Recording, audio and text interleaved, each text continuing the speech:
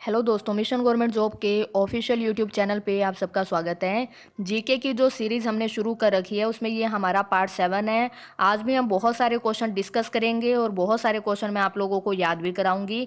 GK unlimited है, हर paper के लिए मोस्ट इम्पोर्टेंट है, तो जितनी ज़्यादा अगर आप जीके पढ़ोगे उतना बेनिफिट रहेगा। लेकिन ये वीडियो डेली सुना करो, क्योंकि इसमें मैं आपको जीके पढ़ाती नहीं हूँ, मैं आपको जीके याद कराती हूँ, ताकि डेली आपके कम से कम 40 से 50 क्वेश्चन रिवाइज हो जाए, आपका कॉन्फिडेंस इंक्रीज हो। आज है 1 अगस्त 2020। वीडियो के एंड में आज के करंट अफेयर भी है, तो वो जरूर सुनना आप। और करंट अफेयर तो आपने जरूर जरूर जरूर करने हैं, क्योंकि करंट अफेयर के बगैर आपके जीके के अंदर अच्छे नंबर नहीं बन पाएंगे। तो करंट अफेयर आपको जरूर याद करने हैं, चाहे आप किसी भी चैनल को फॉलो करो, डेली वहां से करंट अफेयर सुना करो।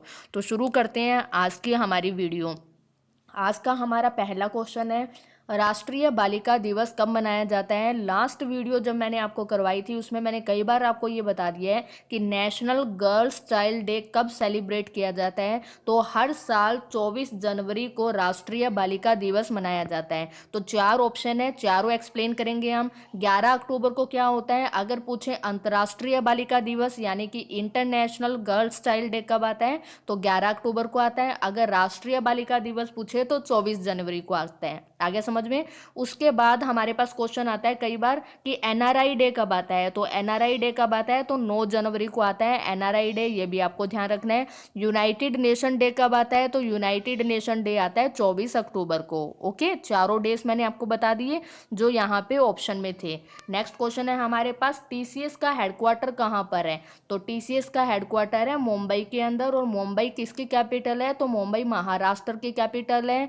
पश्चिम बंगाल की कैपिटल क्या है, कोलकाता है। तमिलनाडु की कैपिटल क्या है, चेन्नई है। और उसके बाद दिल्ली भारत की राजधानी है और यमुना नदी के किनारे है। ओके, नेक्स्ट क्वेश्चन है हमारा, Kakrapar atomic power plant Bharat के किस राज्य में है, तो Kakrapar atomic power plant Bharat के गुजरात राज्य के अंदर है। ठीक है, तो ये याद रखना है। गुजरात की कैपिटल क्या है, भी गांधीनगर है। और गुजरात के अहमदाबाद में ही मैंने आपको बताया था। सरदार वल्लभ भाई पटेल इंटरनेशनल एयरपोर्ट कहाँ पर है, तो वो गुजरात के अहमदाबाद में ही था। गोवा की कैपिटल क्या है, पणजी है। अब यहाँ से मैं एक क्वेश्चन नया आपको बताती हूँ, याद रखना, नोट कर लेना अगर आप नोट कर रहे हो तो। पणजी कौन सी नदी के किनारे है, तो पणजी कौन सी नदी के किनारे है, मांडवी नदी के किनारे है। ठीक है, साथ में आपके ये कवर हो जाएंगे, टॉपिक्स कवर हो रहे हैं आपके कि नदियों के किनारे भारत के कौन कौन से इंपॉर्टेंट नगर है जो आपको याद रखना है। जैसे दिल्ली यमुना नदी के किनारे हैं, आगरा भी यमुना नदी के किनारे हैं। इसी प्रकार से आपको याद रखना है, गोवा की कैपिटल पणजी जो है वो मांडवी नदी के किनारे है। ओके, पंजाब की कैपिटल क्या है, चंडीगढ़ है। और चंडीगढ़ हरियाणा की भी कैपिटल है। चंडीगढ़ के वास्तुकार कराए थे मैंने आपको, ली कार्बूजिए। राजस्थान की कैपिटल क्या है, जयपुर है। पिंक सिटी भी बोला जाता है जयपुर को। ओके, नेक्स्ट क्वेश्चन है हमारा संविधान से, संविधान की तीसरी अनुसूची का संबंध किससे है। तो अभी हमें 3-4 अनुसूचियां याद करनी है। मैं आपको संविधान जितना अभी तक करवाया है रिवाइज करवाती हूँ आपको। हमारा संविधान बनकर कितने टाइम में तैयार हुआ था, 2 साल 11 महीने 18 दिन। अगर आपको याद हो गए हैं तो मेरे साथ साथ आपको बोलना है और वीडियो के नीचे कमेंट करके बताना है कि जितना मैंने आपको कराया उतना आपको याद हो गया है। 2 साल 11 महीने 18 दिन में पूरी दुनिया का सबसे बड़ा लिखित संविधान जो कि भारत का है वो बनकर तैयार हो गया। और वो दिन कौन सा था, 26 नवंबर 1949, यानी कि संविधान दिवस कब आता है, 26 नवंबर को आता है। ठीक है, लागू कब हुआ था, 26 जनवरी 1950 को लागू हुआ था। अब एक बात ध्यान रखनी है, जब हमारा संविधान बना था यानी कि मूल संविधान में अनुसूचियां कितनी थी, 8 अनुसूचियां थी। लेकिन जैसे जैसे टाइम चेंज होता है वैसे वैसे अनुसूचियां और चैप्टर्स भी बढ़ते हैं। तो वर्तमान में कितनी अनुसूचियां हैं, तो वर्तमान में 12 अनुसूचियां हैं। 12 की 12 मैं आपको याद कराऊंगी, लेकिन धीरे धीरे याद करना है, 100% याद करना है, फिर कभी नहीं भूलना। ठीक है, तो संविधान की मैंने आपको दूसरी अनुसूची बताई थी। दूसरी अनुसूची में वेतन का उल्लेख था। तीसरी अनुसूची में किसका उल्लेख है, शपथ का उल्लेख है। और संविधान की 8वीं अनुसूची में किसका उल्लेख था, ये भी मैंने आपको कराया था। तो भाषाओं का उल्लेख संविधान की कौन सी अनुसूची में है, 8वीं अनुसूची में है। ठीक है, मूल संविधान में अनुसूचियां कितनी थी, 8 थी। वर्तमान में कितनी है, 12 है। कौन सी कब जोड़ी गई थी, उनमें क्या था, वो भी सारा कुछ मैं आपको बताऊंगी, लेकिन अभी जितना करवा रही हूँ उतना आपको याद रखना है। ठीक है, नेक्स्ट क्वेश्चन है हमारे पास, यहाँ से भी मैं 5 से 6 क्वेश्चन बताऊंगी, सारे अच्छे से याद रखने हैं। विश्व की सबसे बड़ी झील कौन सी है? अगर आपसे पूछे विश्व की सबसे बड़ी झील कौन सी है तो कैस्पियन सागर। ओके, अगर पूछे विश्व की सबसे बड़ी खारे पानी की झील कौन सी है तो भी कैस्पियन सागर। अगर क्वेश्चन में ये लिखा हुआ है कि विश्व की सबसे बड़ी मीठे पानी की झील कौन सी है, तब आपका आंसर क्या होगा? सुपीरियर झील हो जाएगा। ठीक है, एक क्वेश्चन मैंने आपको बताया था कि विश्व की सबसे लंबी नदी कौन सी है? विश्व की सबसे लंबी नदी है नील नदी। और विश्व की सबसे चौड़ी नदी कौन सी है? अमेजन नदी। भारत की सबसे लंबी कौन सी है? गंगा नदी है। गंगा की सबसे बड़ी सहायक नदी कौन सी है? यमुना नदी है। और सबसे चौड़ी नदी कौन सी है? ब्रह्मपुत्र है। 4 क्वेश्चन तो ये मैंने रिवाइज करा दिए। अब जो नील नदी है, जो विश्व की सबसे लंबी नदी है, उसका उद्गम स्थल पूछा जाता है कहाँ से होता है, तो वो विक्टोरिया झील से होता है। बहुत बार पेपर में आया है। ठीक है, 4-5 क्वेश्चन हो गए। नेक्स्ट, विश्व की सबसे ऊंची झील कौन सी है? तो टिटिकाका झील जो है वो विश्व की सबसे ऊंची झील है। दोबारा से रिवाइज कराती हूँ। विश्व की सबसे बड़ी झील कैस्पियन सागर। खारे पानी की पूछे तो भी कैस्पियन सागर। मीठे पानी की सबसे बड़ी झील पूछे तो सुपीरियर झील। नील नदी का उद्गम स्थल पूछे तो विक्टोरिया झील। विश्व की सबसे लंबी नदी पूछे तो नील नदी। सबसे चौड़ी नदी पूछे तो अमेजन नदी। और विश्व की सबसे ऊंची झील पूछे तो टिटिकाका। ओके, नेक्स्ट क्वेश्चन है हमारा यहाँ पे, झीलों के अध्ययन को क्या कहा जाता है? तो झीलों के अध्ययन को कहा जाता है लिम्नोलॉजी। लिम्नोलॉजी बोला जाता है झीलों के अध्ययन को। नेक्स्ट है, नीति आयोग का वर्णन भारतीय संविधान के किस आर्टिकल के अंदर है? तो नीति आयोग जो है वो गैर संवैधानिक है, यानी कोई आर्टिकल नहीं है जिसके अंदर नीति आयोग का वर्णन है। एक बात ध्यान रखना है, नीति आयोग का पुराना नाम क्या था? तो प्लानिंग कमीशन था, यानी कि योजना आयोग। नीति आयोग का पुराना नाम था योजना आयोग। और बहुत बार पेपर में आया है नीति आयोग या योजना आयोग के अध्यक्ष कौन होते हैं? तो हमेशा याद रखना है, देश के जो प्रधानमंत्री होंगे वही नीति आयोग या योजना आयोग के अध्यक्ष होंगे। तो अगर पेपर में क्वेश्चन आता है कि वर्तमान में नीति आयोग के अध्यक्ष कौन है, तो वर्तमान में प्रधानमंत्री कौन है? नरेंद्र मोदी। तो वर्तमान में नीति आयोग के अध्यक्ष है नरेंद्र मोदी। अगर पूछा जाए कि योजना आयोग के पहले अध्यक्ष कौन थे, तो पहले हमारे प्रधानमंत्री कौन थे? पंडित जवाहरलाल नेहरू। तो योजना आयोग के पहले अध्यक्ष भी कौन थे? पंडित जवाहरलाल नेहरू। चीज़ों को रटना नहीं है, चीज़ों को समझ के करोगे तो जाके आपको जीके याद होगी। नेक्स्ट क्वेश्चन है हमारा, मुख्यमंत्री का उल्लेख भारतीय संविधान के किस आर्टिकल के अंदर है? अब यहाँ पे अगर आपको एलिमिनेट करना आता है तो 3 तो आप एलिमिनेट कर सकते हो।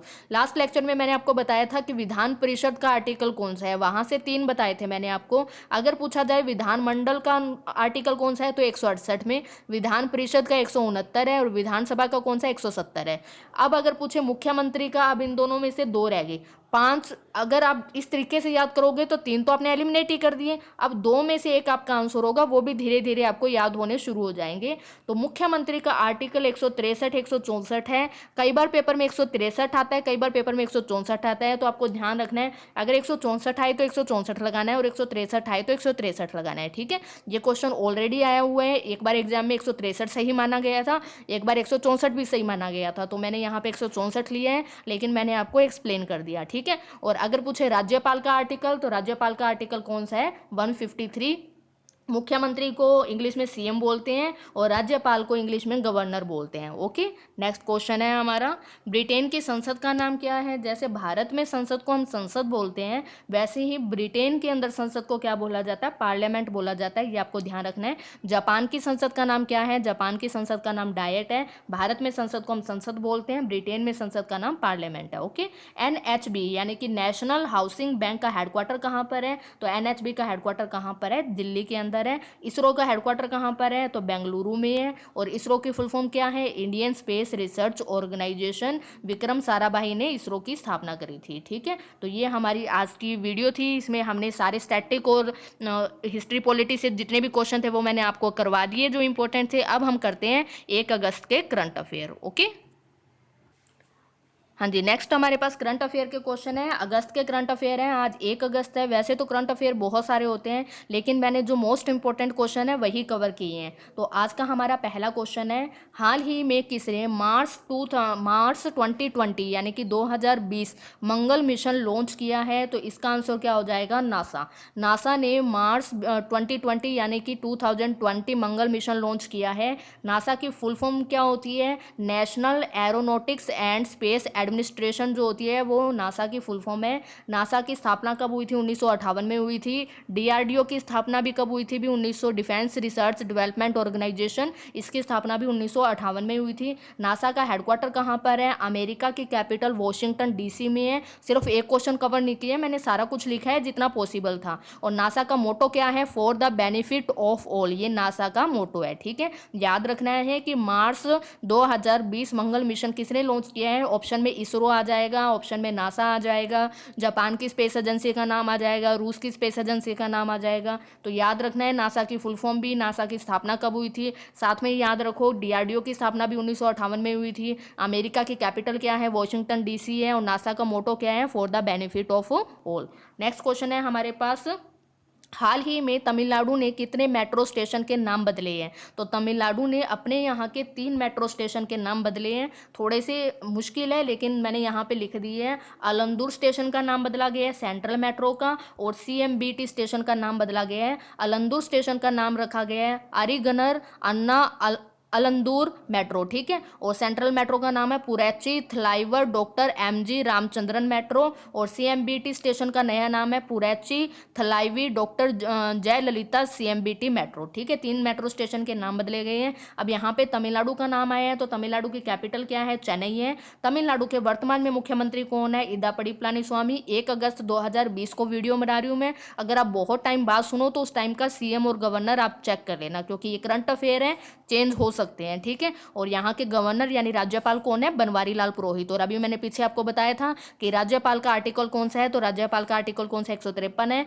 और मुख्यमंत्री का आर्टिकल कौन सा है? तो 163 164। ठीक है, लिंक करके चीजों को याद करो, बिल्कुल भी मुश्किल नहीं लगेगा। नेक्स्ट है, हाल ही में प्रधानमंत्री मोदी के नए निजी सचिव के रूप में किसे नियुक्त किया गया है? तो नए निजी सचिव के रूप में हार्दिक सतीश चंद्र शाह को जो है वो नियुक्त किया गया है प्रधानमंत्री नरेंद्र मोदी के। और वर्तमान में नीति आयोग के अध्यक्ष कौन है? तो प्रधानमंत्री नरेंद्र मोदी ही है। और नीति आयोग जो है वो गैर संवैधानिक है, यानी संविधान के किसी भी आर्टिकल में नीति आयोग का वर्णन नहीं है। नेक्स्ट क्वेश्चन है हमारा, हाल ही में डाइट की फुल फॉर्म क्या होती है? Defence institute of advance technology ने कोविड-19 से निपटने के लिए किस नाम से मेडिकल बेड आइसोलेशन सिस्टम विकसित किया है? तो उस मेडिकल बेड आइसोलेशन सिस्टम का नाम क्या है? सबसे इंपॉर्टेंट है, इसकी कॉस्ट भी कम आई है और इसको रीयूज भी कर सकते हैं। तो डाइट है defence institute of advance technology, उसने विकसित किया है, उसका नाम क्या है? आश्रय, यानी उस बेड का नाम क्या है? आश्रय। ओके, नेक्स्ट क्वेश्चन है हमारा, हाल ही में किस देश ने ऑपरेशन लीजेंड लॉन्च किया है? तो उस देश का नाम क्या है? अमेरिका है। अपराध को कम करने के लिए, नियंत्रित करने के लिए ये ऑपरेशन लीजेंड जो है वो लॉन्च किया गया है। अमेरिका का नाम आया है, तो अमेरिका की कैपिटल आप सबको पता ही है, वॉशिंगटन डीसी। करेंसी क्या चलती है वहाँ पे? डॉलर चलता है। और वर्तमान में वहाँ के राष्ट्रपति कौन है? ये आप लोग मुझे कमेंट करके बताओगे कि वो कौन है और कौन से नंबर की है। ठीक है, हाल ही में किस राज्य या यूटी ने भूकंप से निपटने के लिए जागरूकता कार्यक्रम शुरू किया है? तो वो राज्य कौन सा है? वो राज्य है या वो यूटी कौन सा है? तो वो यूटी है दिल्ली। और दिल्ली के वर्तमान में मुख्यमंत्री कौन है? तो अरविंद केजरीवाल है। ठीक है, तो ये हमारे करंट अफेयर के क्वेश्चन थे, ये हमारी आज की वीडियो थी। उम्मीद करती हूँ कि आपको पसंद आई है। इसी तरीके से मैं वीडियो बनाती रहूँगी, बस आप लोग वीडियो को ज़्यादा से ज़्यादा शेयर करना। Thank you.